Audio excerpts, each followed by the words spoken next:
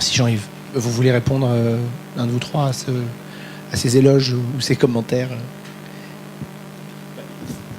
Je dirais que sur la partie d'investigation et de recherche de marché et d'accompagnement, enfin, nous, effectivement, on vise à être connus que dans le marché qui nous intéresse directement, donc de manière effectivement très proche, c'est-à-dire les canaux qui vont effectivement installer nos produits, et puis voilà, et effectivement pas au-delà. Bon, essentiellement pour des problèmes de manque de ressources ou de manque de budget pour faire du marketing effectivement au-delà, quoi. Il manque de temps aussi, bien sûr, qui est la ressource principale dans les entreprises. Je tiens à rebondir sur le fait que vous êtes là aujourd'hui. Merci pour votre temps. Votre temps est précieux et j'insiste, on a nommé quelques TPE et startups qui sont là aujourd'hui. Il y en a 46 qui sont là, qui sont dans le pavillon 18 en haut et en bas et dans l'atrium. Allez vous balader, passez un peu de temps avec eux. Faites en sorte d'aller dans toutes les salles et effectivement même dans le mode de qu'est-ce que vous faites et peut-être ça peut nous intéresser. Ça leur voilà, ça c'est make their day, hein, ça sera vraiment un truc important pour eux. Et dernier élément, pour la première remarque qu'a fait Jean-Yves sur le time frame. Quand vous avez une PME une startup qui vous harcèle pour vous voir, souvent vous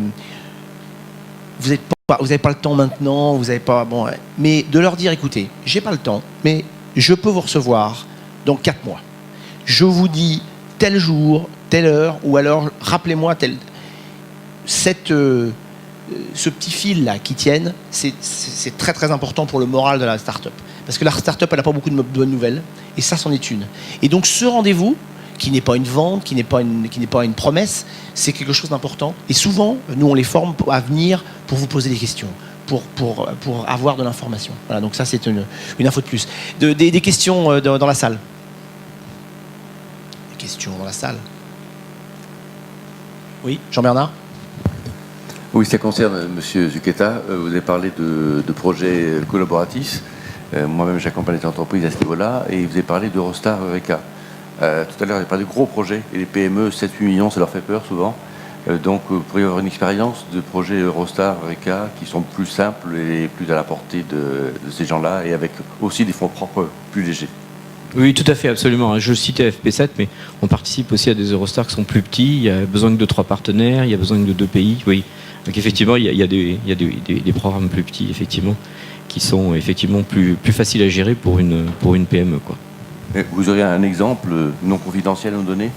Oui, on travaille par exemple sur un projet qui a trait à l'archivage des films de façon numérique, effectivement, dans le futur.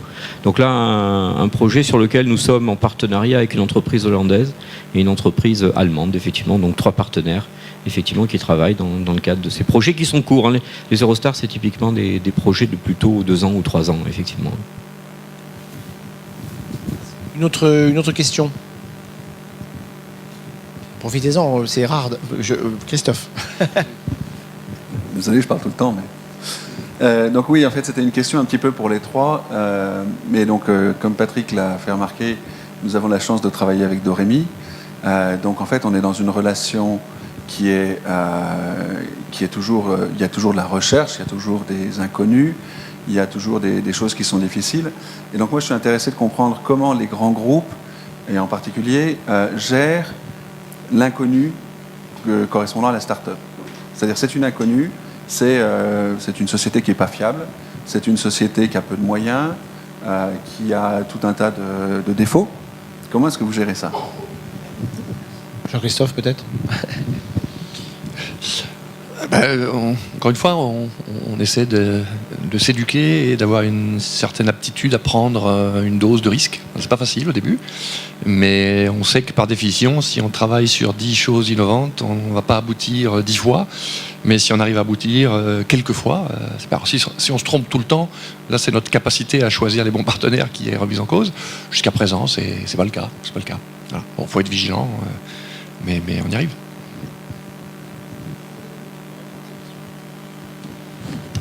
Une autre question, il nous reste quelques minutes. Une autre question dans la salle. Encore une fois, profitez-en, c'est rarissime d'avoir 3 personnes comme ça dans la salle. Je vois quelques PME, start-up, là vous n'avez pas de questions ceux que je connais. Les gens du monde de l'accompagnement. Bon, ok. Ok, on va conclure. Je vous rappelle, d'abord je veux vous remercier tous les trois de votre participation et de votre témoignage. On peut les applaudir.